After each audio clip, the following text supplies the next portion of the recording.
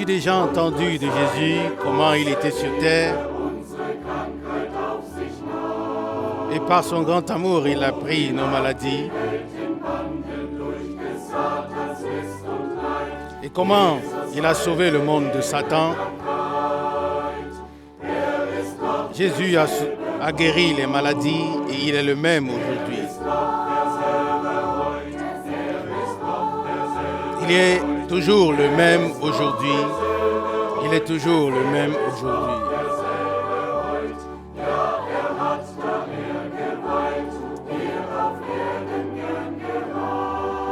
Oui, ici sur la terre, il a guéri et il est le même aujourd'hui.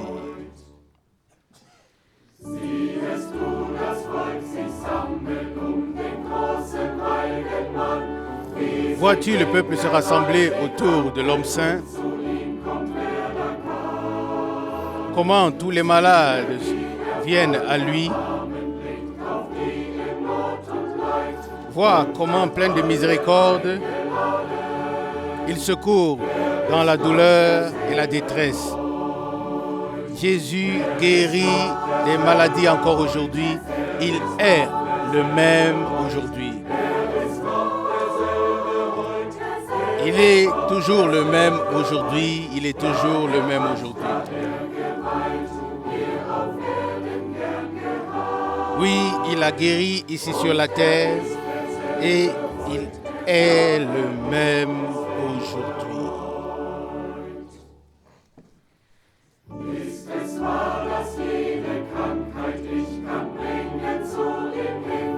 Est-ce vrai que toutes les maladies, on pouvait les apporter à lui? Tous les soucis, toutes les douleurs, toutes les souffrances. C'est pourquoi nous nous reposons en paix en lui.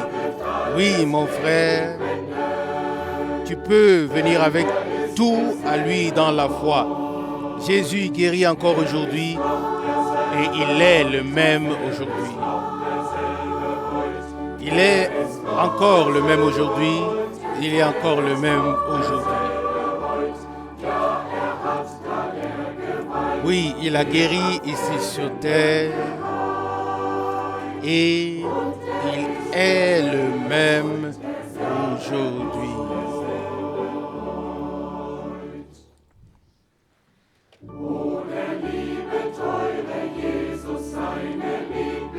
Oui, le précieux Jésus, son amour est si vrai pour le monde. Alors accepte sa grâce. Réponds à l'appel de sa parole, car le salut est prêt pour toi. Jésus guérit encore aujourd'hui et il est le même. Il est encore le même aujourd'hui. Il est encore le même aujourd'hui. Oui, il a guéri ici sur terre. Et il est le même aujourd'hui.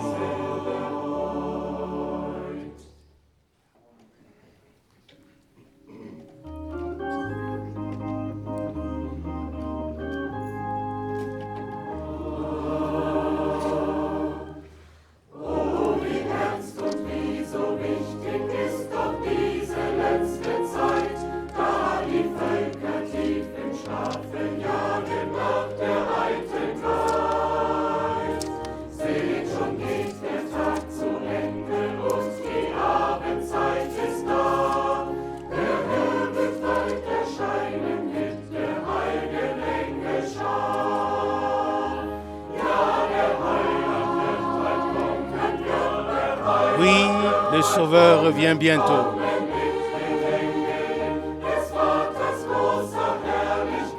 Dans sa puissante gloire.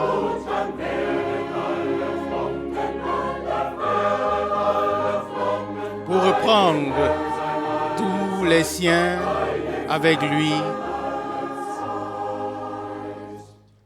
pour toujours.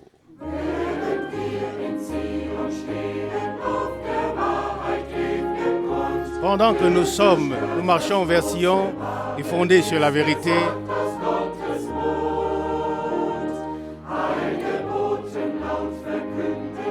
Dieu proclame sa parole.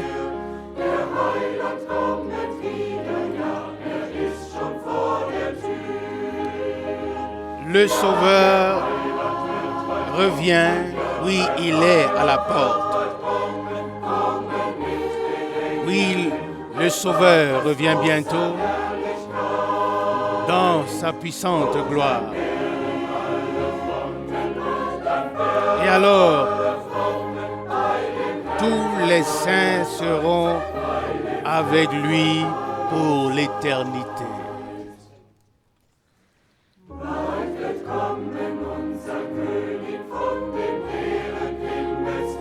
Bientôt revient notre roi couronné de gloire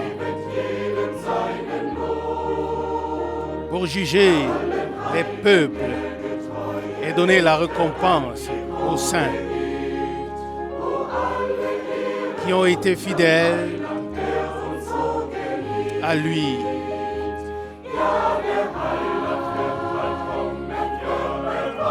Et à tous ceux qui l'ont aimé. Oui, le Sauveur revient bientôt dans sa puissante gloire et reprendra à lui ses saints pour l'éternité.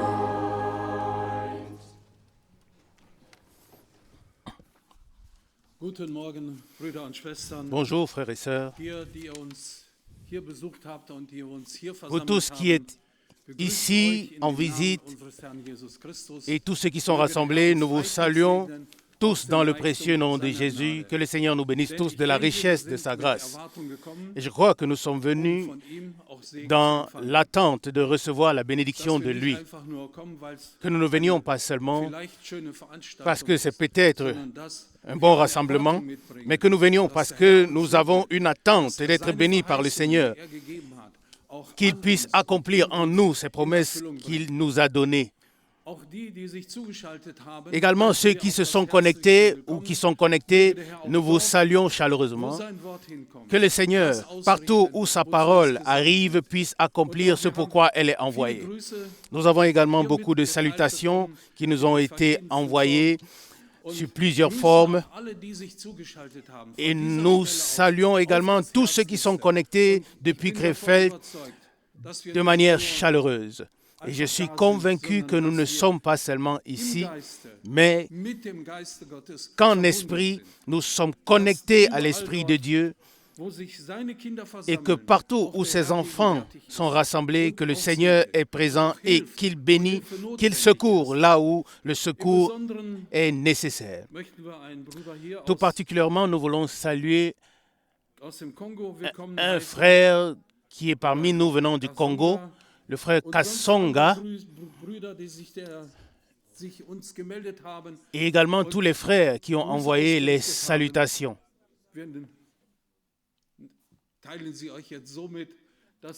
Nous vous disons ainsi que nous avons reçu toutes les salutations.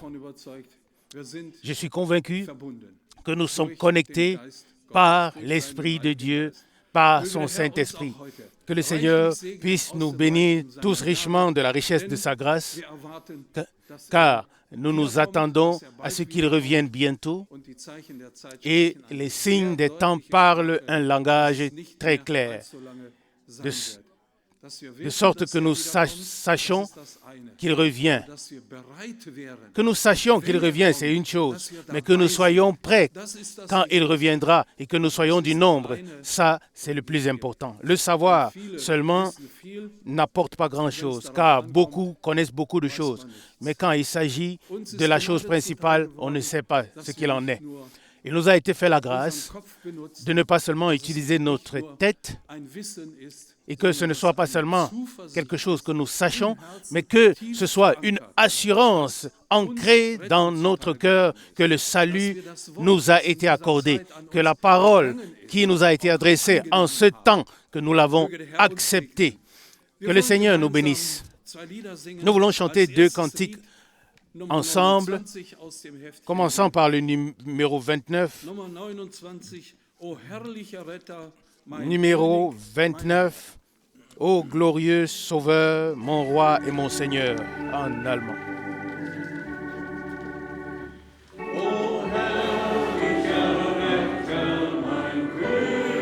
Ô glorieux Sauveur, mon roi, mon Seigneur. Ô Jésus, toi le Sauveur du monde.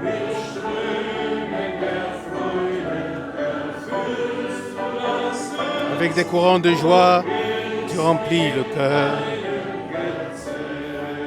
et tu me conduis dans ta tente. À l'ombre du rocher, on est en sécurité. Quand le soleil du désert brûle, ô amour éternel, dans ta tente,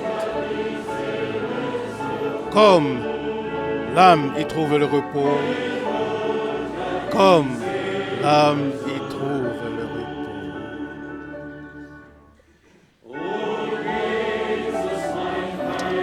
repos. Ô Jésus, mon Sauveur, comme tu es fidèle, tu m'as accordé la liberté.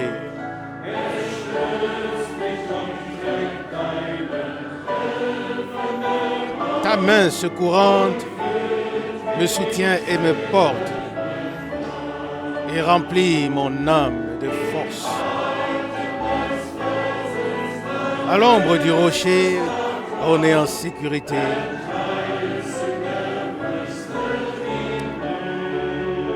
Quand la chaleur brûle dans le désert,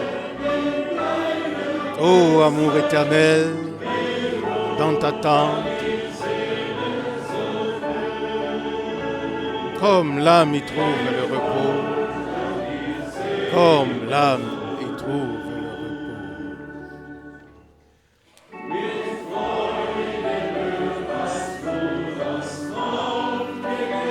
Avec l'huile de joie, tu m'as oint la tête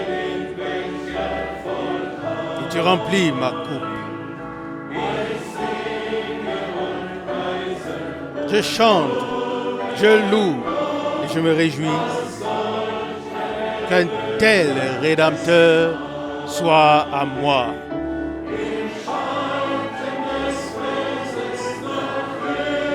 À l'ombre du rocher, on est en sécurité.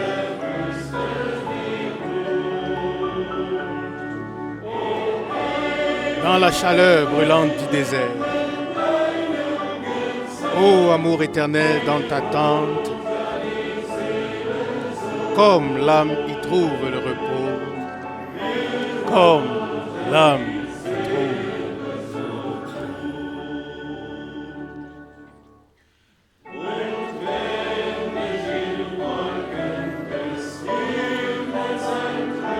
Et quand je serai enlevé dans la nuée, que je monterai dans la gloire. Alors, je chanterai avec joie l'amour éternel et je te louerai, Dieu très haut. À l'ombre du rocher, on est en sécurité.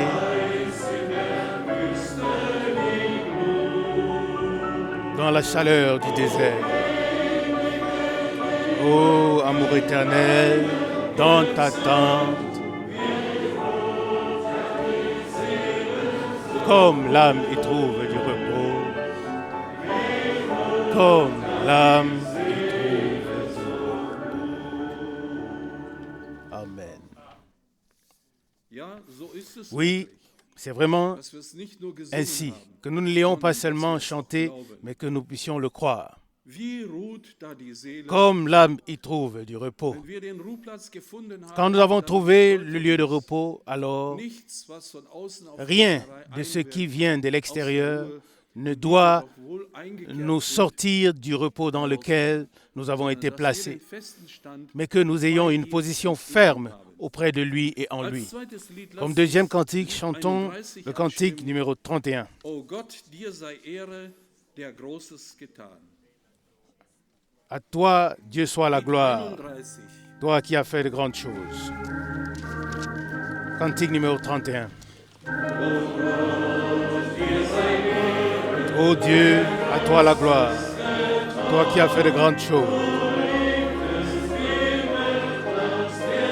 Tu as tant aimé le monde et tu as pris ses péchés sur toi. Ton Fils a donné sa vie en sacrifice et le ciel est ouvert pour la joie éternelle. Louez le Seigneur, louez le Seigneur. Terre, écoute ce chant. Louez le Seigneur, louez le Seigneur. Peuple, réjouissez-vous. Oh, venez au Père. En Jésus, nous pouvons nous approcher et lui donner l'honneur, lui qui a fait de grandes choses.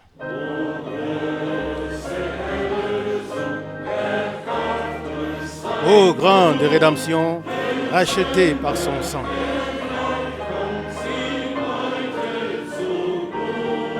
Au pécheur qui croit, cela lui est accordé. Le plein pardon est accordé à tous ceux qui saisissent Jésus, lui le salut divin. Louez le Seigneur, louez le Seigneur. Terre, écoute ce chant. Louez le Seigneur, louez le Seigneur. Peuple, réjouissez-vous. Oh, venez au Père.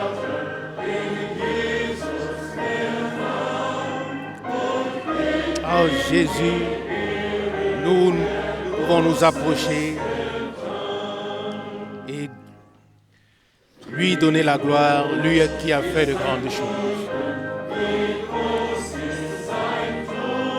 Comme son amour est grand, comme ses actions sont grandes, comme notre joie est grande dans le repos en Jésus. Et elle sera encore plus grande quand nous le verrons dans la joie là-haut. Louez le Seigneur, louez le Seigneur. Terre, écoute ce chant. Louez le Seigneur, louez le Seigneur. Peuple, réjouissez-vous. Oh, venez au Père. En Jésus, nous nous approchons et nous lui donnons la gloire, lui qui a fait de grandes choses.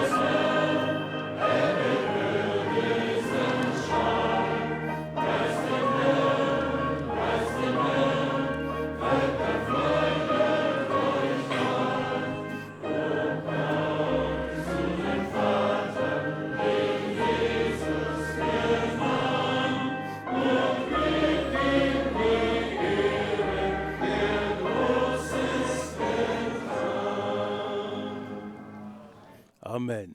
Ja, so ist es. Oui, c'est Preist ainsi. den Herrn. Louez Wir le sind Seigneur. dazu aufgefordert. Et nous sommes appelés à le faire. Wenn wir jemandem irgendetwas geben, Car schenken, si nous donnons quelque chose à quelqu'un, derjenige, wenn aufrichtig und vernünftig ist, sagt Danke. et si celui-là est juste, Und weil uns il aber dit merci. solch ein Erlösungswerk Et parce que geschenkt worden ist, il nous a été donné was bleibt uns dann une œuvre précieuse de rédemption, unseres Weges gehen? qu'est-ce qu'il nous reste à faire? Continuer notre chemin? Dann gehört L'oublier? ihm Non. der Dank. Alors le remerciement lui revient pour ce qu'il a fait pour nous à la Wir croix. haben es gesungen. Nous l'avons chanté. Dankeschön. Je vous remercie, frère. Wie groß ist seine Liebe? Comme son amour est Groß grand, ist sein Tun. comme ses actions ou ses œuvres sont grandes, Wie groß unsere Freude? comme notre joie est grande de pouvoir reposer en Jésus.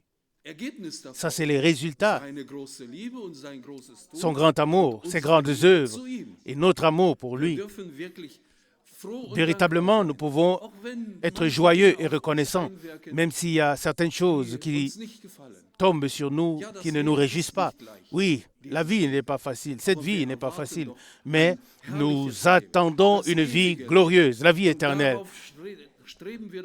Et c'est à cela que nous regardons, que le Seigneur, véritablement, comme il nous l'a promis, et comme il a dit aux disciples, de la même manière qu'il est monté aux cieux, il reviendra pour nous prendre avec lui. Alors, nous serons détachés de ces souffrances qui sont ici sur terre, et nous serons avec lui, et nous serons véritablement rachetés. Mais maintenant, aujourd'hui, nous devons le remercier de ce qu'il a fait de grandes choses pour nous, de ce que la parole qui a été proclamée nous a été révélée, de ce que nous ne le sachions pas seulement et que nous puissions mettre les connexions, mais que cette parole puisse être vivante dans nos cœurs, car la lettre seule tue si elle n'est pas mise en connexion avec l'esprit. Et je voudrais donner un petit exemple de la femme qui n'avait plus qu'une petite portion d'huile et de farine et cette relation, la farine et l'huile, était si précise pour pouvoir faire un gâteau, un pain. Nous avons reçu la parole comme pain et nous avons reçu l'esprit. Et ce mélange est exact. Il n'y a pas trop de farine, il n'y a pas trop d'huile, mais c'est une consistante qui nous donne la vie. Et c'est ce qui doit nous donner la joie, que nous puissions, que nous ayons reçu cette parole vivante. Et que aussi longtemps que nous sommes dans le temps, que nous ne puissions pas mourir de famine, mais qu'en ce temps, nous puissions être nourris par lui jusqu'à ce qu'il nous prenne avec lui. On pourrait dire beaucoup de choses, même sur les cantiques que nous avons chantés comme chorale, en tant que chorale. Vous les avez écoutés. Et ce serait bien si quand nous, en tant que chorale, nous chantons, que les traducteurs puissent également traduire les textes pour nos invités, juste en passant cette remarque. Je voudrais nous lire dans le psaume 40.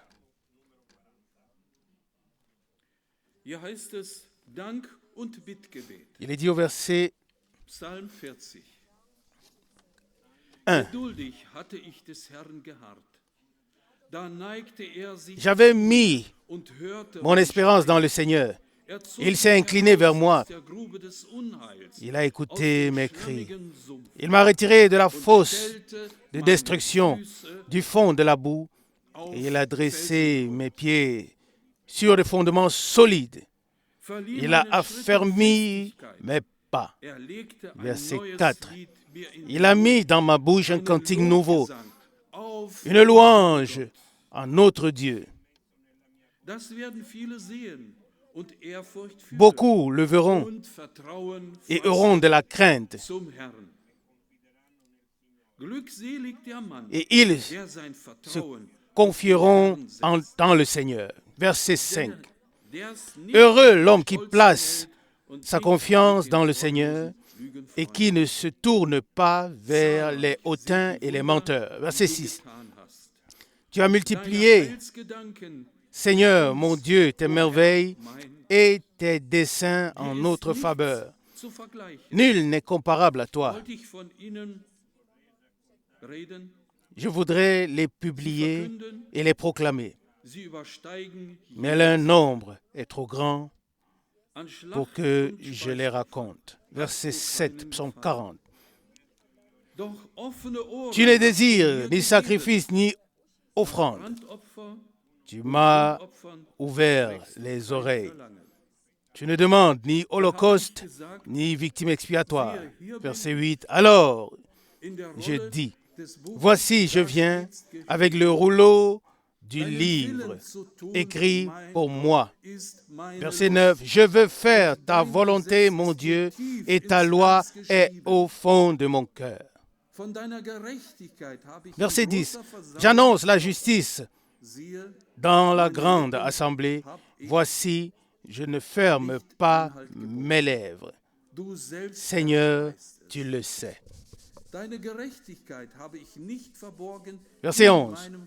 Je ne retiens pas dans mon cœur ta justice. Je publie ta vérité et ton salut. Je ne cache pas ta bonté et ta fidélité dans la grande assemblée. Verset 12. Toi, Seigneur, tu ne me refuseras pas tes compassions, ta bonté ou ta grâce et ta fidélité me garderont toujours. Verset 13. Car des maux sans nombre m'environnent, les châtiments de mes iniquités m'atteignent et je ne puis en supporter la vue.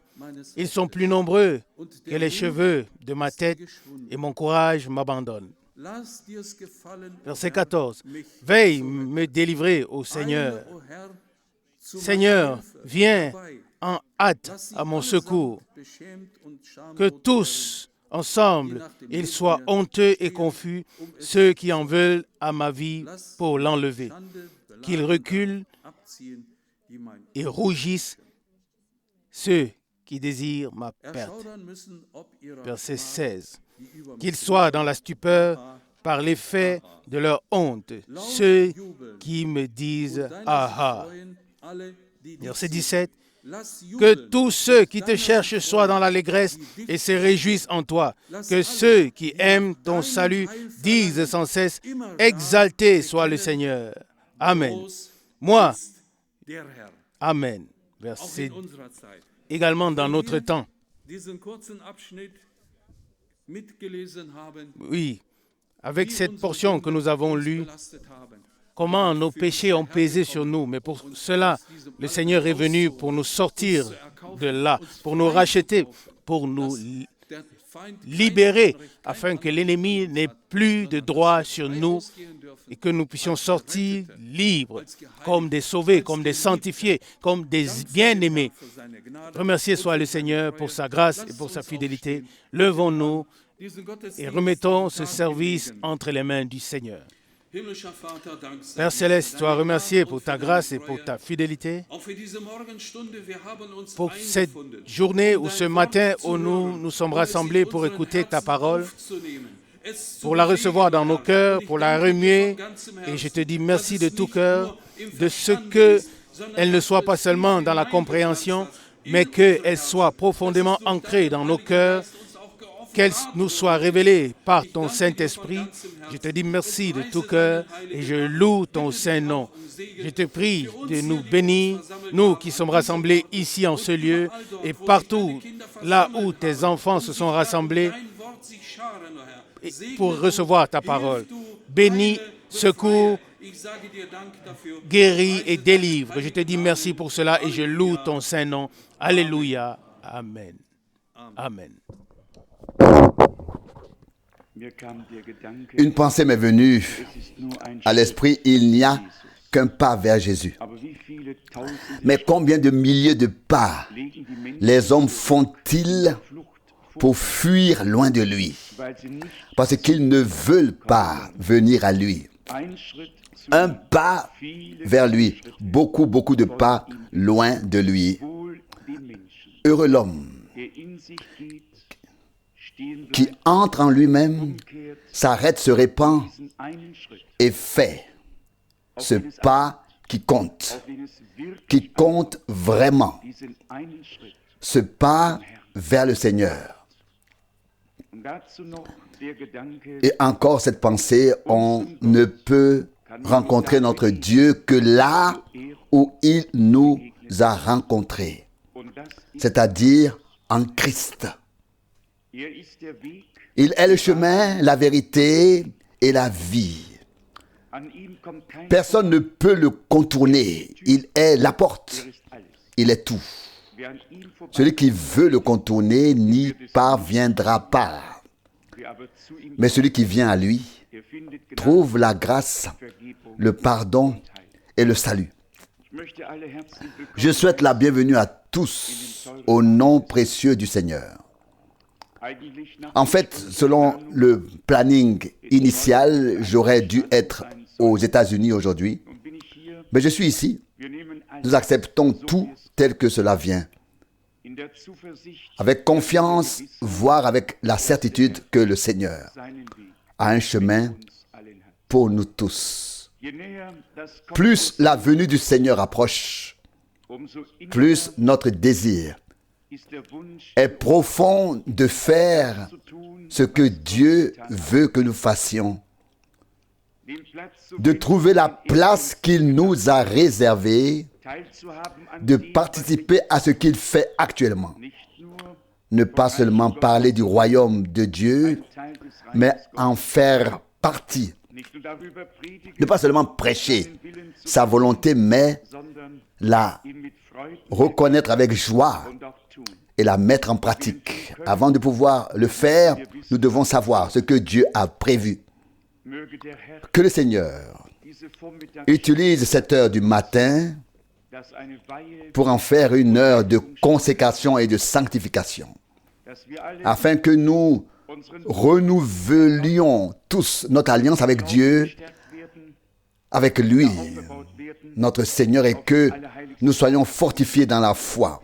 Oui, édifiés sur le fondement saint de la foi, afin de pouvoir prier dans le Saint-Esprit. Quelle exhortation pour nous tous. Romains 15, verset 1. Nous qui sommes forts, ceux qui se sentent toujours forts ne sont pas nombreux. La plupart se sentent faibles. Mais il y a aussi ceux qui reconnaissent ou savent que Dieu les a rendus forts. Mais alors ils devraient savoir que si Dieu nous a rendus forts, ce n'est pas pour mépriser les faibles, mais pour les servir, les aider. Romains chapitre 15, verset 1. Nous qui sommes forts, nous avons le devoir de porter les faiblesses de ceux qui ne sont pas aussi forts et de ne pas nous complaire en nous-mêmes. Verset 2. Non, que chacun de nous vive pour plaire à son prochain, pour son bien, pour son édification. Paul écrit aux Corinthiens que les dons et les services nous ont été donnés pour notre édification. Il écrit aux Éphésiens, au chapitre 4, verset 11, que Dieu a établi les services dans l'Église pour l'édification, afin que l'Église soit rendue apte à accomplir sa mission, à exercer son service. Il nous est dit ici que nous ne vivons pas pour nous-mêmes, mais que nous sommes là les uns pour les autres, en gardant à l'esprit le meilleur de chacun. Il est ensuite écrit au verset 3, « Car Christ non plus n'a pas vécu pour se faire plaisir à lui-même, mais comme il est écrit, les outrages de ceux qui t'outragent sont tombés sur moi. » Sont tombés sur moi. Si ce qui touche les autres nous touche aussi, que faire alors? Comment réagir? Comment il est écrit dans le chapitre 11 de l'Épître aux Hébreux que nous avons en partie souffert et en partie partagé le sort de ceux qui ont souffert et qui ont dû passer par de nombreuses épreuves. Hébreux 10, verset 32. Ici, il nous est dit que les injures de ceux qui t'outragent sont tombées sur moi. Si ce qui touche les autres tombe sur toi, comment le gères-tu? Puissions-nous avoir les sentiments de Jésus en toutes choses. Au verset 4, il est écrit, « Tout ce qui a été écrit dans le passé l'a été pour notre instruction, afin que par la persévérance et la consolation que donnent les Écritures, nous conservions l'espérance. Verset 5. Que le Dieu de la persévérance, que le Dieu duquel vient la persévérance et la consolation, vous aide à avoir entre vous un même esprit, une même pensée selon Jésus-Christ. Ce verset et ce qu'il exprime sont également très importants. Que le désir de conserver l'unité de l'esprit par le lien de la paix soit toujours dans nos cœurs, par le lien de la paix, soit toujours dans nos cœurs, les motifs de nos cœurs. Parfois, on peut détruire l'unité de l'esprit au détriment d'un enseignement, mais finalement, l'amour triomphera. Et je pense à ce que frère Branham a dit lorsqu'il a été emporté de son vivant dans l'au-delà, qu'il a vu le paradis et les millions de bienheureux. Et puis une voix a dit très fort, seul l'amour parfait entre ici. Puis soudain on a dit, tous ceux que tu as aimés et qui t'ont aimé, Dieu te les a donnés ici. Dieu a révélé son amour en Christ, car il est écrit, Jean 3, 16, Dieu a tant aimé le monde qu'il a donné son Fils seul engendré de lui, afin que quiconque croit en lui ne périsse point, mais qu'il ait la vie éternelle. Nous qui avons reçu la mission de la réconciliation, nous proclamons l'amour qui s'est révélé à Golgotha, à savoir l'amour de Dieu, qui par le pardon, par la rédemption, par le salut, par la grâce, a été accordé à tous ceux qui viennent au Seigneur. Et s'il est écrit ici que nous devons avoir entre nous un esprit d'union à l'image du Christ, que dit le psaume 133. Voici qu'il est bon, qu'il est agréable pour des frères d'habiter ensemble dans l'unité. Dans l'unité. C'est là que Dieu a envoyé sa bénédiction, qu'il a déjà envoyée. Elle arrive là où une véritable unanimité a pu être réalisée par Dieu et où chacun a mis de côté son opinion, ses façons de voir, ses particularités et ses désirs afin que le Seigneur puisse régner en nous tous. Et au verset 6 de Romains 15, maintenant, que je voudrais lire, il est écrit, afin que d'une seule bouche vous glorifiez le Dieu et Père de notre Seigneur Jésus-Christ. Ce n'est que là où règne cette unité inspirée par l'Esprit, opérée par l'Esprit, où les forts portent les faibles, où les insultes qui frappent les autres retombent sur toi, et où tu les acceptes, où tu t'impliques, où tu deviens une partie de l'autre.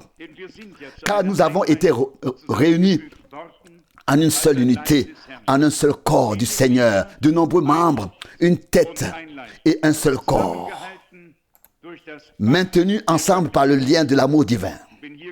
Et s'il est écrit ici que nous, Romains 15, 5, que nous avons entre nous un même esprit selon Jésus-Christ. Il est également écrit dans Philippiens 2, verset 5, que cette pensée, que les sentiments qui étaient en Jésus-Christ, le même esprit soit en vous tous. Si Christ n'est pas seulement dans notre bouche, mais aussi dans notre cœur, dans notre vie, si Christ est devenu en nous l'espérance de la gloire, et si nous avons été réellement loin du Saint-Esprit, alors cela doit se manifester. La nature de Jésus-Christ lui-même doit se manifester et se manifestera.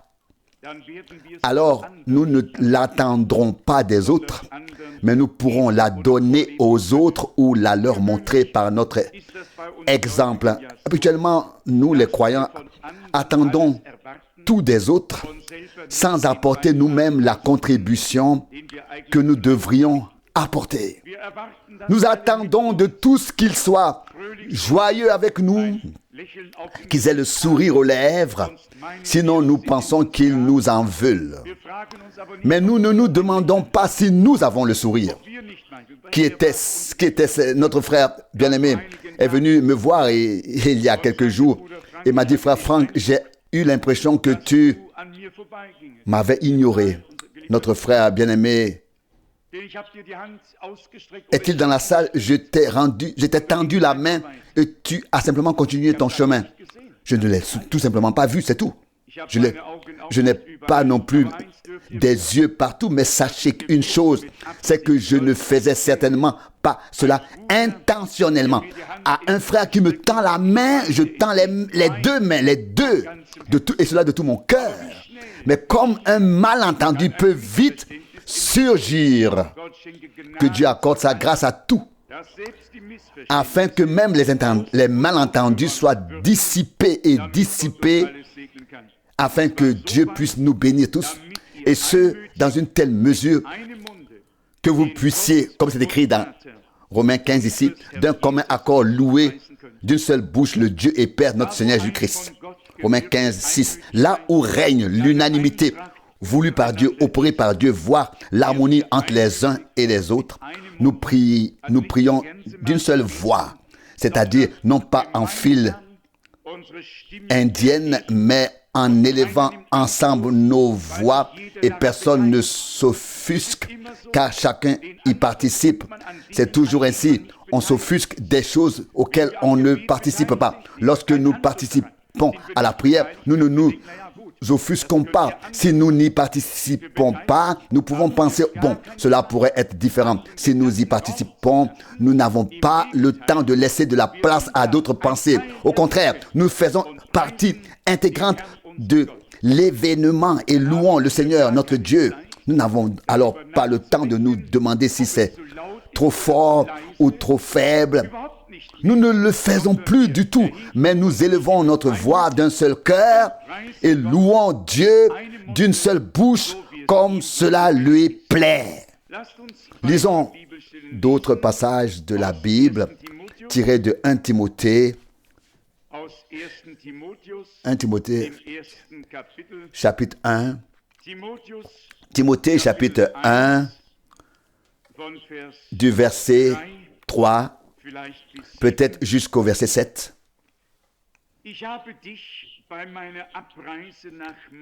Lorsque je suis parti pour la Macédoine, je t'ai exhorté à rester plus longtemps à Éphèse, afin que tu commandes à certaines personnes de ne pas enseigner des doctrines étrangères, verset 4, et de ne pas s'occuper de fables et de généalogies sans fin, qui donnent plutôt lieu à des discussions subtiles qu'à l'efficacité d'un intendant de Dieu agissant dans la foi.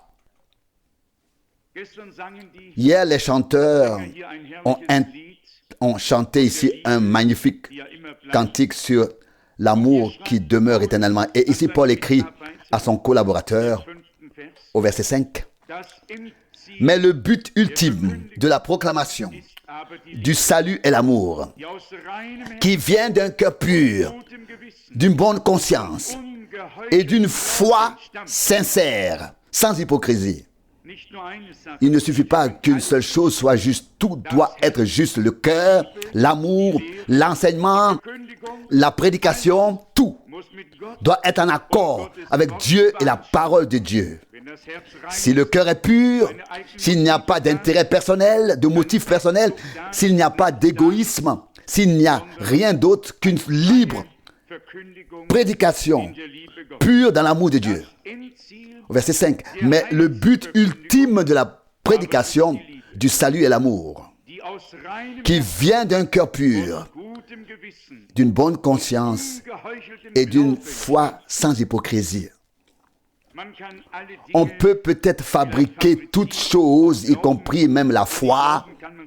On peut se laisser emporter par la foi. Il faut attendre de voir si cela aboutit à quelque chose ou laisser les choses suivre leur cours. Dieu veut susciter en nous une foi qui vient de la parole, qui vient de l'écriture, une foi qui vient de la proclamation, de la prédication, et une prédication qui vient de la parole.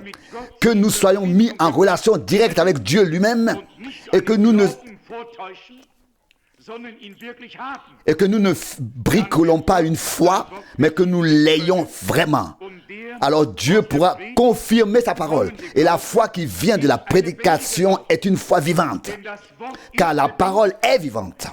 Et lorsque la parole est prêchée et que nous entendons la prédication de la parole, alors la foi est une foi vivante qui vient d'un cœur pur et d'une bonne conscience et qui n'a rien à voir avec la tromperie ou l'hypocrisie. Je ne dis pas cela pour critiquer, car nous avons beaucoup de retard à rattraper et que pourrions-nous souhaiter de mieux que Dieu puisse déjà parler et agir, sauver et guérir à grande échelle. C'est ce que j'ai constaté chez tous les grands évangélistes. Lorsque des personnes étaient guéries, elles se sentaient bien, car elles pensaient que Dieu les avait utilisées pour cela. Et lorsque les gens n'étaient pas guéris, ils rejetaient la responsabilité sur la personne concernée et se déchargeaient de toute culpabilité. C'était alors dû au manque de foi du patient. Lorsque cela fonctionnait, c'était l'homme qui en était responsable. Et si cela ne fonctionnait pas, c'était l'autre qui était responsable de l'échec. Et cela ne doit pas être ainsi. Nous devons parvenir à être tout à fait sincères devant Dieu et véritable, et à ne pas chercher la faute chez les autres, mais chez nous-mêmes. Et parfois, vous le savez bien, selon le chapitre 5 de l'épître de Jacques, il est écrit, Jacques 5, verset 14, « Et la prière de la foi aidera le malade. » Ce n'est pas la prière du malade, mais la prière des anciens. La prière des anciens, la prière de la foi sauvera le malade, et Dieu le relèvera. Dieu utilise les hommes. Parfois, quand quelqu'un est malade, il ne peut plus vraiment croire. Il a alors besoin d'autres personnes, comme les 4 qui ont descendu cet homme paralysé devant le Seigneur, en le faisant descendre par le toit. Marc 2, 5. Et le Seigneur n'a pas d'abord regardé cet homme, il a levé les yeux et il est écrit, voyant leur foi, voyant la foi des hommes qui avaient descendu cet homme, il dit alors à l'homme, sois guéri. Et il fut guéri. Donc Dieu doit donc susciter en nous la foi, afin que nous puissions croire pour les malades, pour les perdus, afin que la foi soit également suscitée en nous par la prédication, afin que nous puissions servir les autres. Le verset 6 poursuit ainsi. Certains s'en sont détournés et se sont tournés vers des discours vains. Verset 7. Ils veulent enseigner la loi sans avoir la compréhension nécessaire de ce qu'ils exposent. C'est tout simplement très important. Je crois que frère Rousse l'a dit hier soir. Où était-ce déjà ce matin? Peu importe, le temps passe si vite. Il faut savoir lire un plan. Si quelqu'un veut construire, tout artisan travaillant sur un chantier doit savoir lire un plan. Que ce soit le maçon ou l'électricien, tous doivent savoir lire, que ce soit l'installateur, tous doivent s'y connaître. Il en va de même dans le royaume de Dieu. Il est dit de Moïse, et il fit tout selon le modèle qui lui avait été montré sur la montagne sainte. Exode 25, verset 40. Il avait un modèle, et nous l'avons déjà dit. Le modèle de l'Église pour le déroulement du Nouveau Testament est l'Église primitive. Le baptême modèle est le baptême du christianisme primitif. L'enseignement est l'enseignement modèle du christianisme primitif. Il ne peut en être autrement. Le modèle a été donné au commencement. Et maintenant que chacun veille à poursuivre la construction, qu'il fasse attention comment il construit, il bâtit. Mais attention à ne pas construire avec du bois, de la paille et du chaume, mais à construire sur des fondations saintes qui résisteront lorsque le jour du jugement qui se révélera dans le feu effectuera l'épreuve. 1 Corinthiens 3, verset 13. Il est dit ici, dans 1 Timothée 1, verset 7, ils veulent enseigner sans comprendre ce qu'ils enseignent. Il n'y a qu'un seul endroit où l'avertissement est donné dans l'épître de Jacques, où il est écrit, Jacques chapitre 3, verset 1, que personne ne se flatte d'être enseignant ou alors se mette à enseigner. Il n'est pas dit que personne ne se flatte d'être évangéliste ou quoi que ce soit d'autre, mais il est écrit dans Jacques 3, verset 1, car nous les enseignants, nous serons jugés plus sévèrement. Jésus dit dans Matthieu 5, verset 19, si quelqu'un abolit ces choses que j'ai prêchées ou dites et enseigne aux hommes autrement, il sera petit dans le royaume des cieux. Où est-ce écrit? Dans le Sermon sur la montagne. Qui connaît le verset? Cela doit bien être écrit quelque part, bien sûr. Matthieu chapitre 5, verset 19. Peut-être devrions-nous lire également le verset 18. Matthieu 5, verset 18. Car en vérité, je vous le dis, tant que le ciel et la terre ne passeront point, il ne disparaîtra pas de la loi un seul iota ou un seul trait de lettre jusqu'à ce que tout soit accompli. Verset 19. Quiconque donc supprimera l'un de ces commandements, même le plus petit, et enseignera aux hommes à faire de même, sera appelé le plus petit dans le royaume des cieux. Mais quiconque les mettra en pratique et enseignera à les mettre en pratique sera appelé grand dans le royaume des cieux. Nous n'avons pas le droit de supprimer quoi que ce soit. Nous avons seulement le droit de faire ce qui nous a été commandé. Le Seigneur veille sur sa parole afin de l'accomplir. Combien de fois des frères ont-ils essayé d'enseigner des choses qu'ils ne comprenaient pas eux-mêmes? C'est ainsi que naissent les hérésies. C'est ainsi que naissent des enseignements qui ne peuvent résister aux Saintes Écritures. Vous savez à quelle vitesse cela peut arriver lorsque Jésus a dit à Jean 21, verset 22, « Si je veux qu'il reste jusqu'à ce que je vienne, si je veux, oui, l'a-t-il voulu? Si je veux. » Et voilà que cela figure déjà dans les Écritures, dans Jean 21, verset 23, une doctrine s'est développée qu'il ne mourra pas. Ce disciple ne mourra pas. Tout simplement mal compris. Une doctrine tirée d'une déclaration où aucune doctrine n'a sa place. Aucun enseignement n'a sa place ici. Il aurait mieux fallu qu'ils écoutent plus attentivement et ne cherchent pas à interpréter, mais qu'ils laissent les choses telles quelles. Je pense en effet très sérieusement à nos frères et je ne me pose pas en juge sur toutes ces choses. Je ne me présente pas comme tel et je ne joue pas les juges. Mais puisque nous sommes entre nous ici ce matin, permettez-moi de clarifier un point qui doit être clarifié pour tous ceux qui se réfèrent au ministère de Frère Branham. Nous croyons de tout notre cœur que tout ce que Dieu fait, il le fait selon sa parole. Et de la même manière, nous croyons que chaque déclaration ne peut pas être et n'est pas un enseignement. J'ai ici ce qui suit à lire. C'est l'introduction, excusez-moi, si j'y reviens brièvement, ce sont les 2 sermons dans l'ouverture des 7 sceaux en mars 1963. Et cela se trouve ici à la page 76, 76 dans l'introduction. Ce sont les 2 sermons. Il est écrit ici ce qui suit.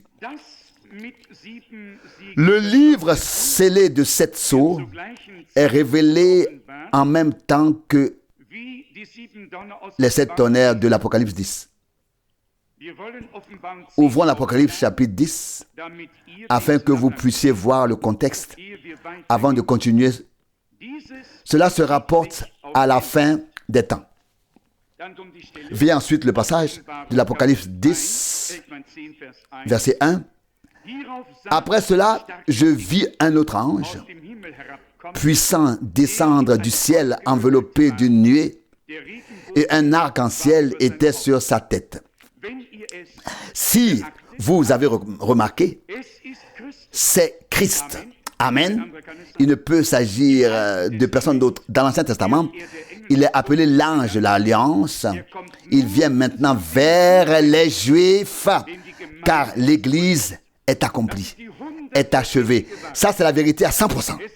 Il n'y a aucun passage biblique où Christ est présenté comme l'ange de l'Alliance en relation avec l'Église. Il est beaucoup de choses, mais en tant qu'ange de l'Alliance, le Seigneur est venu lui-même sur le mont Sinaï et y a proclamé la loi, comme nous l'avons lu hier soir, dans le chapitre 7 des Actes des Apôtres.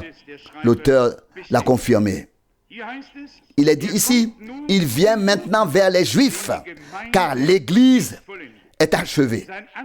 Son visage était comme le soleil et ses jambes comme des colonnes de feu. Le texte continue. Vous vous souvenez de l'ange dans l'Apocalypse 1? C'est la même chose. Ange signifie messager. Il est un messager pour Israël. L'Église a été enlevée ou est sur le point d'être enlevée.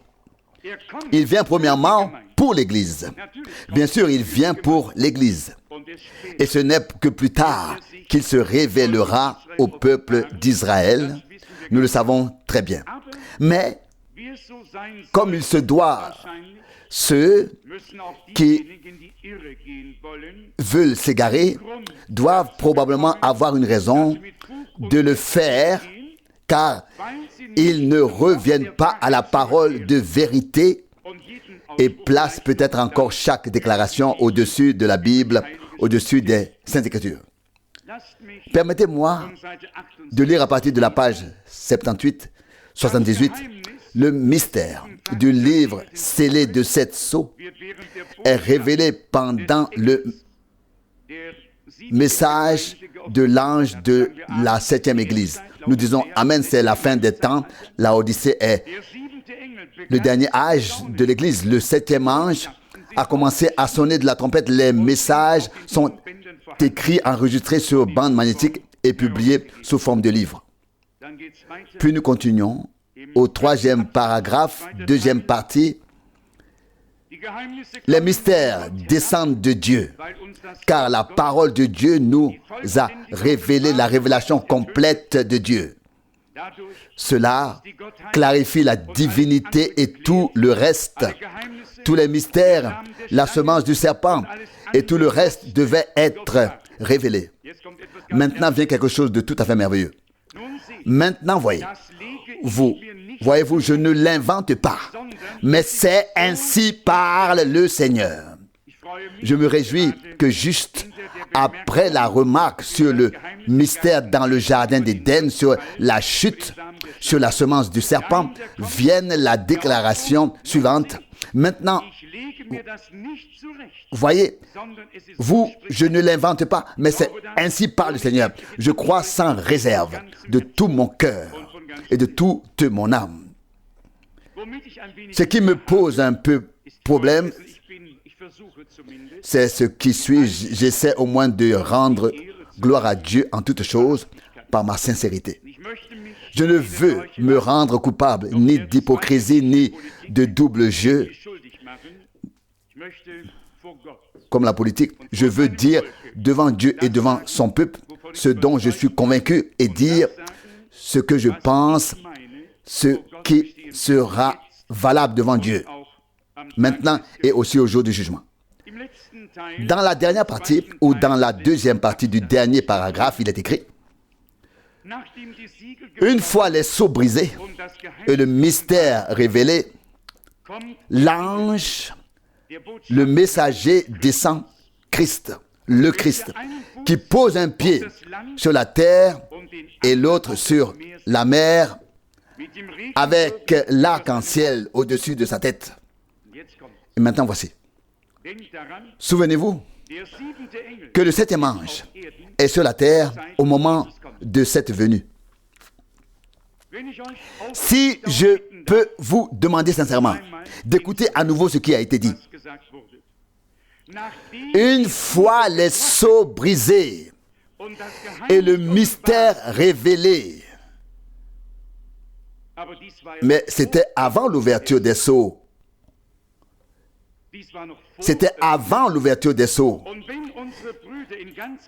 Et si nos frères dans toute l'Amérique affirment et enseignent que le Christ est apparu sous la forme d'un nuage surnaturel et est descendu le 28 février 1963, et que c'est l'accomplissement, et que cela est l'accomplissement d'Apocalypse 10, alors nous devons les contredire avec force, car nous n'avons pas d'autre choix.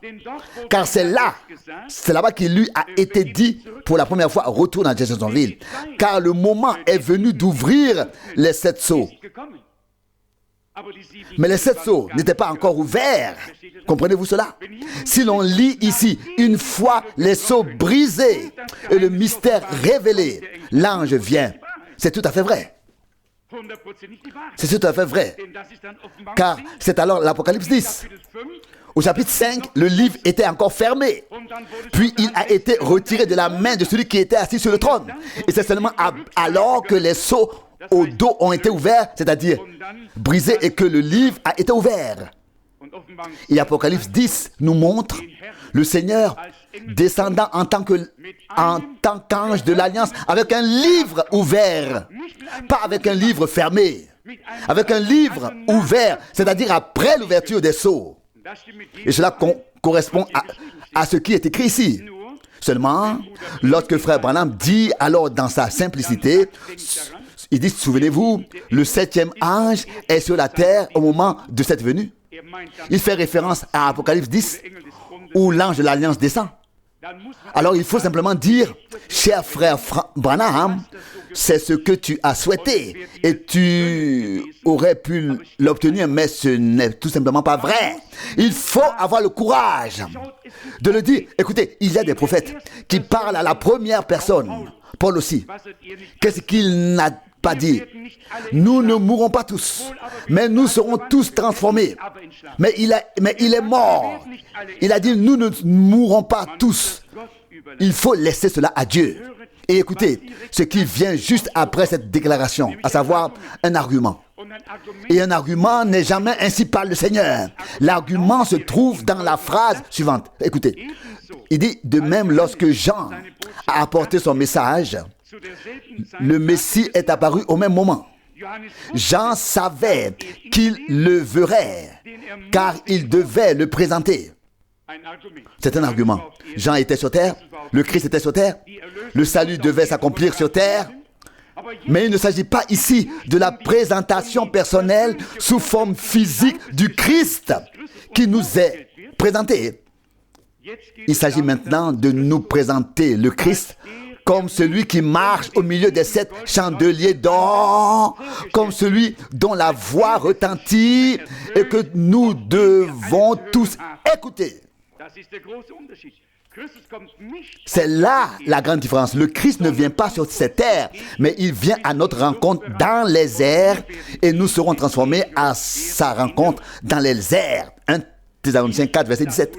Mais ici, frère Branham le répète comme il se doit, quelques lignes plus loin, peut-être 3 minutes plus tard. Frère Branham dit très clairement, voyez, cet ange est terrestre. Ange signifie messager, mais ici quelqu'un descend du ciel avec l'arc-en-ciel, l'arc de l'alliance au-dessus de lui. Ce ne peut être que Christ tel que nous le voyons déjà dans Apocalypse 1, debout au milieu des 7 chandeliers d'or.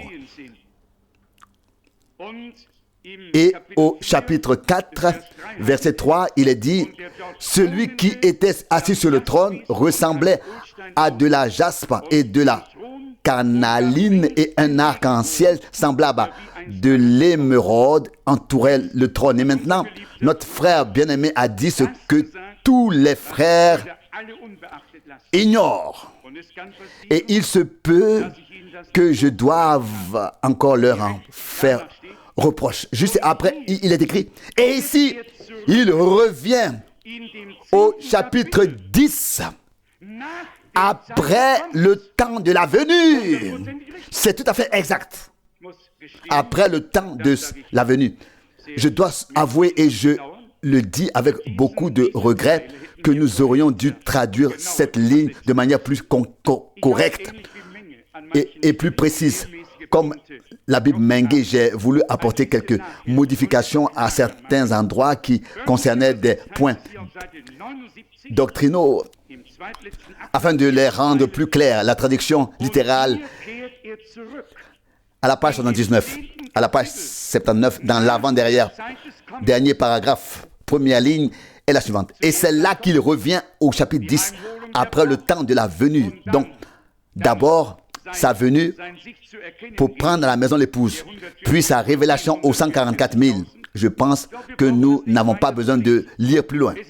Il est tout simplement nécessaire et important que toute chose soit toujours ramenée à la parole de Dieu et qu'aucune déclaration isolée ne puisse être utilisée pour causer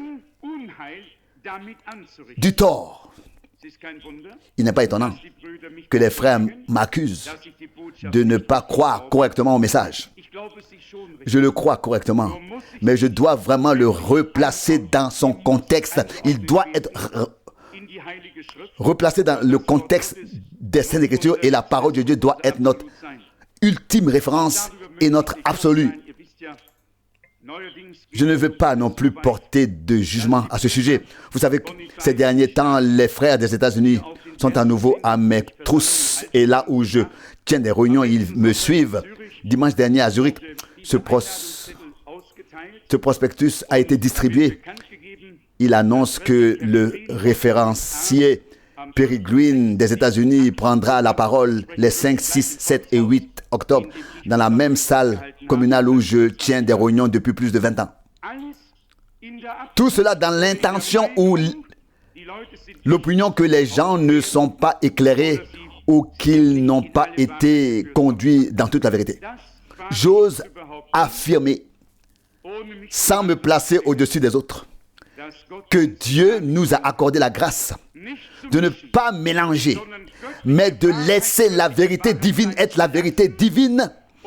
Et le retour de Jésus-Christ ne doit pas être spiritualisé. Le même Jésus qui est monté au ciel reviendra de la même manière qu'il est monté au ciel. Actes Apôtres 1, verset 11. Pas un enseignement, pas une révélation, mais le même Jésus qui a été crucifié et enterré dans la chair, qui est ressuscité dans la chair corporellement, qui a dit à Thomas dans Jean 20, verset 27, « Mets ta main dans mon côté », et qui a dit dans Jean 21, verset 5, « Les enfants, n'avez-vous pas à manger ?» Ce même Jésus qui a passé 40 jours avec ses disciples, puis les a amenés à Béthanie et a été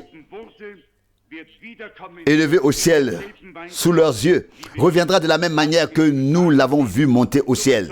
C'est ce que nous atteste l'homme de Dieu dans le chapitre 1, verset 11 des Actes des Apôtres.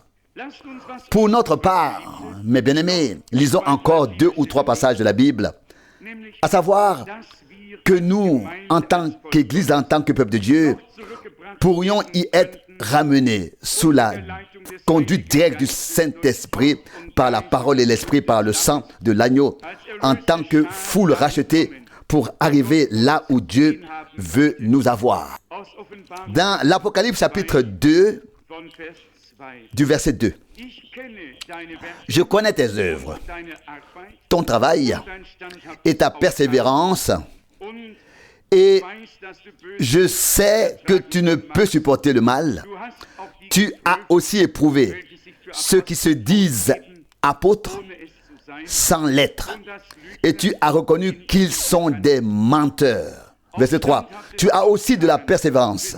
Et tu as porté de lourds fardeaux pour mon nom et tu ne t'es pas lassé. Quel magnifique témoignage. Toutes les bonnes choses sont mises en avant. Verset 2, tu ne supportes pas le mal. Tu as également mis à l'épreuve ceux qui se prétendent apôtres sans l'être et tu as reconnu en eux des menteurs. Verset 3, tu possèdes également une persévérance inébranlable. Tu as porté de lourds fardeaux pour mon nom et tu ne t'es pas lassé. Puis cela pouvoir être dit de nous tous. Puis au verset 4, il est écrit, mais j'ai contre toi que tu as abandonné ton premier amour. Verset 5. Souviens-toi donc d'où tu es tombé et répands-toi et pratique tes premières œuvres, sinon je viendrai sur toi et j'ôterai ton chandelier de sa place si tu ne te répands pas. D'abord les distinctions, puis les reproches. Verset 5. Souviens-toi donc d'où tu es tombé et répands-toi et reviens à ton premier amour. Nous sommes, du moins, j'en suis pleinement convaincu, comme déjà évoqué et suggéré précédemment, que l'Église primitive est et doit être le modèle pour tout et pour tout jour jusqu'au retour de Jésus-Christ. Et dans l'Apocalypse, il est encore question de l'évangile éternel valable qui doit être proclamé à tous les peuples, toutes les langues et toutes les nations à la fin des temps. L'évangile n'est pas soumis au changement des temps. L'évangile originel qui était au commencement doit être notre évangile actuel aujourd'hui, car il n'y a pas d'autre évangile que l'évangile de Jésus-Christ, parfois même appelé l'évangile de Dieu, dont Paul dit dans Romains 2, verset 16, selon mon évangile. Donc l'évangile de Dieu, l'évangile de Jésus-Christ était son évangile. Et à ce sujet, il dit dans Galates 1, je crois au verset 8, si quelqu'un prêche un autre évangile, qu'il soit maudit. Dieu ne tolère aucun mélange et l'épouse pure doit naître d'une proclamation, d'une prédication pure. Jésus a dit à l'époque, vous êtes déjà purs grâce à la parole que je vous ai dite. Il y a la sanctification dans l'esprit et il y a l'auto-sanctification, une sanctification propre. La sanctification dans l'esprit se produit ainsi, selon Jean 17, verset 17. Père, sanctifie-les dans ta vérité, ta parole est la vérité. La sanctification par l'esprit se produit là où le Saint-Esprit peut révéler la parole sainte et nous imprégner et où nous devenons nous-mêmes une partie de la vérité divine. Et alors, aucun mensonge ne subsiste. Nous n'avons plus tendance à croire à des fables. Nous n'y croyons que lorsque nous avons perdu l'amour de la vérité. Alors viennent les histoires, les registres généalogiques, les différents enseignements. Mais si nous avons l'amour de la vérité, nous restons dans la vérité. Et la vérité est et reste la parole de Dieu. Actes des Apôtres, chapitre 4.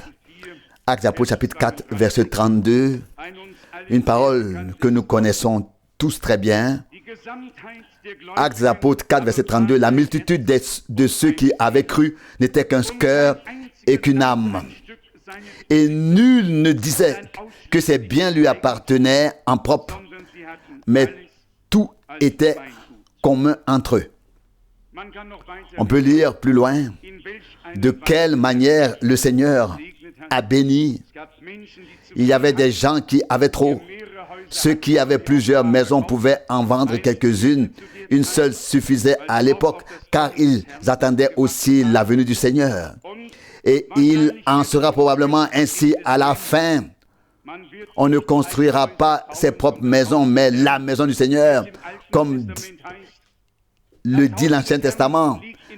Ag 1, verset 4, la maison du Seigneur est en ruine, mais vous, chacun de vous, vous construisez, ou vous êtes à table et vous vous régalez dans vos maisons. Dieu veut que nous mettions son royaume, son église à la première place, que notre temps, tout ce que nous avons lui appartienne et qu'il puisse en disposer à sa guise. Amen, bien sûr, amen. Je voudrais poursuivre la lecture du chapitre 17 des Actes des Apôtres. Actes des Apôtres, chapitre 17, verset 11. Il y est question des habitants de Bérée. Ceux-ci étaient plus nobles que les Juifs de Thessalonique. Ils reçurent la parole avec empressement et ils examinaient chaque jour les Écritures pour voir si ce qu'on leur disait était exact. C'est tout simplement notre devoir. Nous ne pouvons pas faire autrement. C'est notre devoir d'examiner les Écritures, les Saintes Écritures, pour voir si cela est vrai. Vous pouvez le lire dans les Actes des Apôtres, chapitre 15. Au verset 15, Jacques le dit. Actes des Apôtres 15, verset 15. Et cela concorde avec les paroles des prophètes. Car il est écrit, le frère l'a déjà dit tout à l'heure en se référant à hier soir, ici Jacques le fait à Jérusalem. Verset 16. Après cela, je reviendrai et je rebâtirai la hutte de David qui est en ruine. Je la relèverai de ses décombres et je la ferai renaître. On peut aussi continuer à lire ici. Il est tout simplement merveilleux de voir avec quelle précision ces hommes de Dieu ont classé les Écritures. Non seulement nous leur tirons notre chapeau, mais nous sommes sincèrement reconnaissants à Dieu d'avoir eu de tels apôtres et enseignants dans l'Église primitive. Non pas des théologiens, mais des hommes envoyés par Dieu, poussés par le Saint-Esprit, animés par le Saint-Esprit, comme les prophètes. Ils ont su classer correctement la parole prophétique. Je crois que la même chose s'applique aujourd'hui. Ce n'est pas Paul qui pouvait s'en attribuer le mérite. C'était l'appel divin, c'était l'œuvre de Dieu. Et comme Dieu a toujours besoin d'utiliser des hommes, il ne peut pas prendre les arbres, le vent ou les chaises sur lesquelles nous sommes assis. Dieu a toujours besoin des hommes depuis le commencement. Et ce n'est pas l'homme comme nous le voyons dans les Actes des Apôtres, lorsque Dieu a accompli de grands miracles et des signes. Et soudain les païens disent, Acte 14, verset 11, des dieux sont descendus vers nous et ont pris apparence d'homme. Ont pris l'apparence d'homme. En un clin d'œil, Paul déchira son vêtement et dit dans Actes Apôtres 14, verset 14, hommes, ne soyez pas insensés, nous sommes des hommes comme vous, mais le Dieu du ciel a fait cette chose ici. C'est lui qui l'a fait. Les hommes ont très vite l'esprit d'idolâtrie. Mais vous voyez aussi à quelle vitesse il change d'avis. D'abord, il voulait célébrer ces hommes comme des dieux, puis ils les ont lapidés devant la ville. Les gens changent d'avis très très rapidement. Aujourd'hui, ils peuvent crier Hosanna, Hosanna. Loué soit celui qui vient au nom du Seigneur.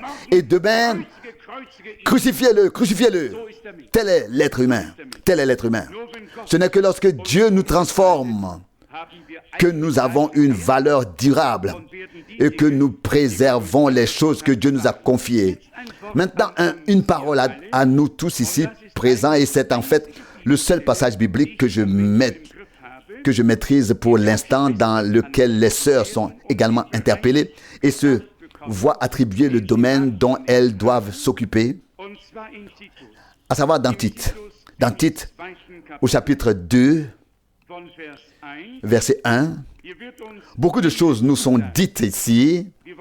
Lisons le Tite chapitre 2, verset 1. Mais toi, exprime ouvertement ce qui est conforme à la saine doctrine. Verset 2, à savoir, que les hommes âgés doivent être sobres, honnêtes, prudents, saints dans la foi, dans l'amour et dans la constance. Ici, il est question des frères aînés qui ont de l'expérience et qui ont déjà parcouru un long chemin avec Dieu, dans la foi, dans l'amour, dans la constance, etc. Maintenant, même les femmes âgées sont interpellées au verset 3. De même, exhorte les femmes âgées à se comporter avec dignité, à ne pas être médisantes, à ne pas être adonnées à l'accès de vin, à être des enseignantes du bien. Verset 4, afin qu'elles puissent guider les jeunes femmes vers l'accomplissement réfléchi de leur devoir, à savoir aimer leur mari et leurs enfants. Dans le christianisme primitif, dans l'église primitive, on s'occupait simplement de tout. Les femmes âgées avaient pour tâche d'instruire les femmes plus jeunes, notamment dans la vie pratique, vis-à-vis de leur mari et sur les tâches qui leur incombaient au sein de la famille. Il ne s'agissait pas de monter sur une estrade pour enseigner, mais simplement de dire aux jeunes sœurs, à partir de leur expérience de vie, comment elles devaient se comporter. Une question. Si cela se produisait aujourd'hui, et qu'une sœur plus âgée donnait à une plus jeune quelques bons conseils qui sont inestimables, car nous, la génération plus âgée, avons dû payer cher pour beaucoup de choses. Nous avons dû subir certaines leçons et nous pouvions mieux que quiconque donner des conseils aux adolescents et aux jeunes. Je pense que j'en ai beaucoup à transmettre à tous, mais qui accepterait aujourd'hui de se faire dire quoi que ce soit? Si aujourd'hui une sœur aînée venait voir un jeune couple, l'homme ne le saurait peut-être pas. L'homme ne le saurait même pas. Il ne le saurait peut-être même pas. Mais qu'une sœur avait à cœur de parler à la jeune mariée, ou avant même, et de lui dire: ma sœur, j'ai une certaine expérience de la vie. J'ai moi-même vécu ceci et cela. Je l'ai vu chez d'autres. Je te donne tel et tel conseil et je voudrais te donner une instruction pour ton chemin. Que diraient les jeunes sœurs? Elles diraient: oh, je vais bien m'en sortir, laisse-moi tranquille. Tu as vécu ta vie, je vis la mienne. Mais je vous le dis, si la parole de Dieu le dit ici, c'est qu'il y a quelque chose derrière. Il y a quelque chose derrière. Et peut-être avons-nous aussi des lacunes à combler à cet égard. C'est ce que dit si bien le verset 4. Afin qu'elle enseigne aux jeunes femmes à remplir leurs devoirs avec sagesse, à aimer leur mari et leurs enfants. Verset 5. D'être pudiques, chastes, bonnes, ménagères, aimables et soumises à leur mari, afin que la parole de Dieu ne soit pas blasphémée. Il peut arriver que nous louions et glorifions la parole de Dieu de notre bouche, ainsi que le Seigneur, sans pour autant la mettre en pratique. Et c'est ainsi qu'elle sera blasphémée. Maintenant, une parole aux hommes. Au verset 6, exhorte également les jeunes hommes à être prudents. Verset 7, et présente-toi à eux comme un modèle de bonne œuvre à tout égard, à tous égards. Dans ton enseignement, fais preuve d'authenticité, de sérieux et de dignité. Verset 8, un discours sain et irréfutable afin que chaque adversaire se sente honteux, car il ne peut rien dire de mal à notre sujet. L'apôtre semble avoir pensé à tout, ou plutôt l'Esprit de Dieu. Lui a tout rappelé. L'Église est composée d'êtres humains. Certains sont mariés, d'autres font partie d'une famille. Et si la vie familiale est bénie, alors l'Église est bénie. Il est important que la pleine bénédiction de Dieu puisse vraiment revenir dans l'Église du Seigneur. Je demande à tous les frères aînés, à toutes les sœurs aînées, de lire cette parole dans la prière. Peut-être y trouveront-ils un bon conseil ou une bonne indication, Dieu peut certainement nous utiliser à cette fin. Nous revenons à Romains 15, puis Romains 12. Nous avons déjà entendu une partie, mais je voudrais lire Romains 15, maintenant le verset 7. Romains 15, verset 7. Ainsi donc, aimez-vous les uns les autres, comme Christ vous a aimés, afin que Dieu soit glorifié en vous. Nous devons, ou plutôt nous avons pour mission, pour tâche de nous accepter les uns les autres, comme Dieu nous a acceptés en Christ. Il poursuit ensuite en disant qu'en ce qui concerne la circoncision, etc., il n'y a tout simplement aucune différence. Mais que tous ceux qui appartiennent à Dieu, et cela figure également dans la lettre aux Corinthiens, ni la circoncision, ni l'incirconcision n'ont de valeur. On peut être, ou peut-être est-ce écrit dans l'épître aux Galates, mais la circoncision du cœur, c'est-à-dire une nouvelle création. Galates 6, verset 15. Et si quelqu'un est en Christ, il est une nouvelle création. 2 Corinthiens 5, verset 17. Accueillez-vous donc les uns les autres dans l'amour, comme Christ vous a accueillis pour la gloire de Dieu. Il relit Romains 15, verset 7. Les autres ont leur particularité, mais nous aussi, chacun d'entre nous. Le problème, c'est que nos yeux ne sont pas tournés vers nous-mêmes, mais vers les autres. Et lorsque nous nous regardons dans le miroir de la parole, nous reconnaissons où se trouve notre problème. Et Dieu nous aidera également à le résoudre. Je voudrais lire Romains 12 à partir du verset 3. Paul écrit ici à l'église du Seigneur, Romains 12, verset 3. Je vous exhorte donc, par la grâce qui m'a été donnée, à ne pas avoir une opinion de vous-même au-dessus de ce qu'il convient, mais à avoir une opinion sobre, selon la mesure de foi que Dieu a donnée à chacun. Que Dieu a donné à chacun. Selon la mesure de la foi. Et la foi doit avoir une promesse. Elle doit être fondée sur la parole de Dieu. Nous devons nous estimer nous-mêmes avec modération. Personne ne doit se surestimer. Personne ne doit se considérer comme supérieur à ce qu'il est. Au contraire, l'Écriture dit que nous devons nous estimer les uns les autres plus que nous-mêmes. Considérer les autres comme étant au-dessus de nous-mêmes. Il veut dire Philippiens 2, verset 3. Et ici, il est dit ensuite, Romains 12, verset 3, selon la mesure de la foi que Dieu a donnée à chacun. Verset 4. Car comme nous avons plusieurs membres dans un seul corps et que tous les membres n'ont pas la même fonction. Verset 5. Ainsi, nous qui sommes nombreux, nous formons un seul corps en Christ et nous sommes tous membres les uns les autres. Comprenez-vous pourquoi nous devons nous accepter les uns les autres comme Dieu nous a acceptés en Christ?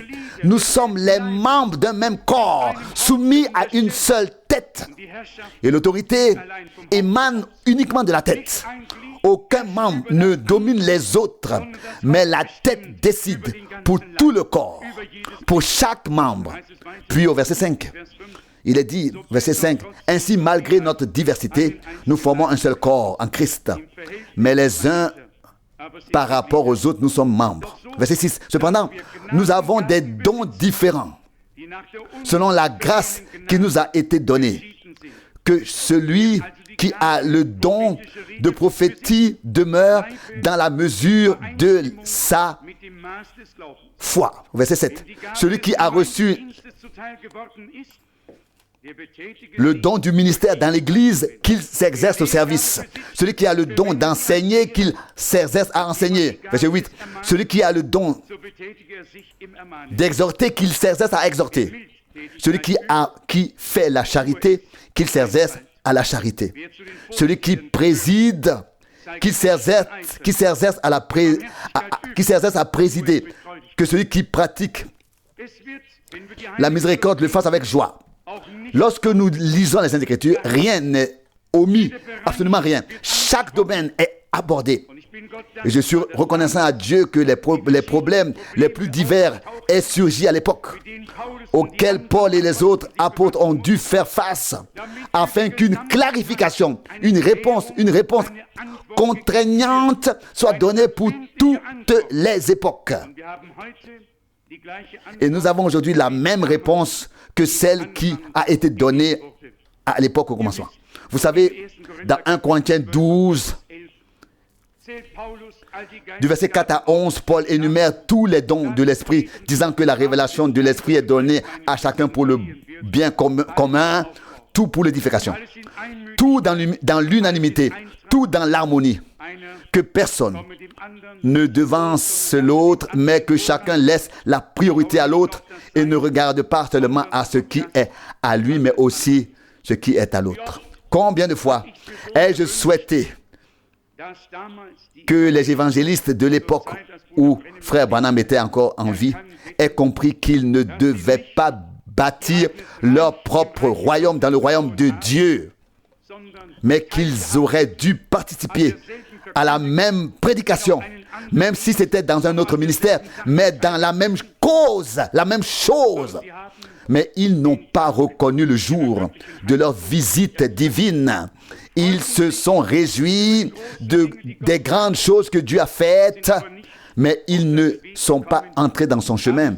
Ils ne se sont pas laissés corriger dans l'enseignement.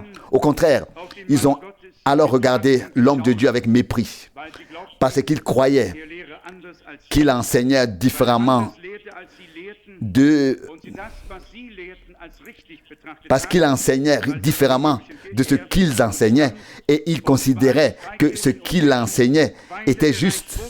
Ce qu'ils enseignaient était juste, car cela provenait de la communauté religieuse romaine et avait été transmis à toutes les communautés religieuses libres et aux communautés religieuses jusqu'à ce qu'il leur soit également donné, au lieu de comprendre et d'étudier les Écritures pour voir si c'était bien le cas, si c'était vraiment exact. J'ai pris une note qui doit encore être ajoutée au livre.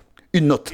Nous ne croyons pas en un Dieu à trois personnes. Nous croyons en un Dieu personnel qui se révèle dans les cieux en tant que Père, sur terre en tant que Fils et dans l'Église par le Saint-Esprit. Nous ne croyons pas à un baptême sacré, apostolique et catholique selon une formule. Nous croyons au baptême saint au nom du Seigneur Jésus-Christ, notre Seigneur. C'est ainsi que l'on baptisait dans le christianisme primitif, et c'est ainsi que nous baptiserons jusqu'à la fin, jusqu'à ce que le Seigneur revienne. Et toutes les choses que nous avons souvent considérées doivent être remises dans leur étape d'origine. Et nous devons retourner à Jérusalem, sur le mont Sion. D'ailleurs, souvenez-vous que lorsque nous nous rendrons en Israël en mars, nous irons dans la chambre haute. Et sachez que la chambre haute se trouve effectivement sur le mont Sion. La chambre haute est la salle où a eu lieu le dernier souper. C'est là où a eu lieu aussi le souper que s'est produite l'effusion du Saint-Esprit. Quand on connaît la description et le lieu, on le sait très bien. La chambre haute se trouve sur le mont Sion. Et le prophète Ésaïe avait déjà dit, Ésaïe 2, verset 3, « La parole sortira de la montagne de Sion et l'enseignement de Jérusalem, pas de Rome. » C'est vraiment à pleurer d'émotion intérieure. Et on doit se demander comment tous ces gens lisent la Bible. Ils ne la lisent pas avec la révélation de l'Esprit, mais ils lisent les Écritures en étant empêtrés dans la tradition. Et ils ne lisent pas ce qui est écrit, ils lisent ce qu'ils ont dans la tête. Sérieusement, parfois, la ferveur du Seigneur, son zèle me consume. Presque quand je vois qu'il transforme la lumière en ténèbres et le droit en injustice, ils font passer Dieu et l'Église du Dieu vivant pour injuste, et se placent eux-mêmes dans le droit. Or, c'est le contraire qui est vrai. Dieu est dans le droit, et tous ceux qui se rangent du côté de Dieu sont dans le droit de Dieu. Pas dans leur propre droit, mais dans le droit de Dieu. Qui sommes-nous pour prétendre avoir le droit de revendiquer le droit? Non, Dieu a toujours raison. Résumons. À la fin, le Seigneur ramènera son Église là où elle était au commencement. Revêtue, équipée, dotée, revêtue de la puissance du Saint-Esprit, des 9 dons de l'Esprit, des 9 fruits de l'Esprit, de tous les ministères qu'il a placés dans l'Église. Une restitution, un rétablissement, une restauration de tout ce qui était au commencement doit être et sera à la fin, car c'est ce que Dieu a promis. En rapport avec cette parole, j'ai pensé à quel point Dieu a merveilleusement conduit les choses ici et là. Vous savez, quand le Seigneur fait quelque chose, comme à Jérusalem à l'époque, des gens de 16 ou 17 nations différentes se sont rassemblés. Ils étaient simplement là, à l'heure où Dieu s'est manifesté.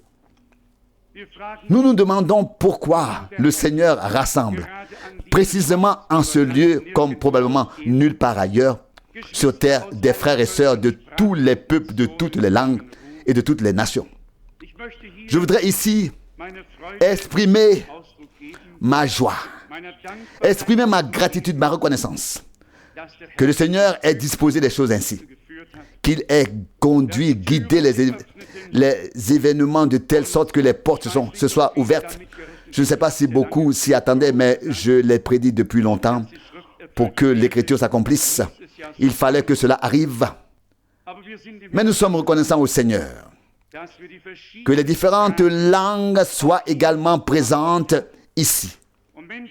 Et lorsque des frères s'avancent dont l'allemand écrit n'est pas grammaticalement parfait, nous savons néanmoins que ce qu'ils disent à partir des Saintes Écritures est parfait. Et c'est cela qui importe. Ce n'est pas que l'allemand soit correct, mais que la parole soit correcte.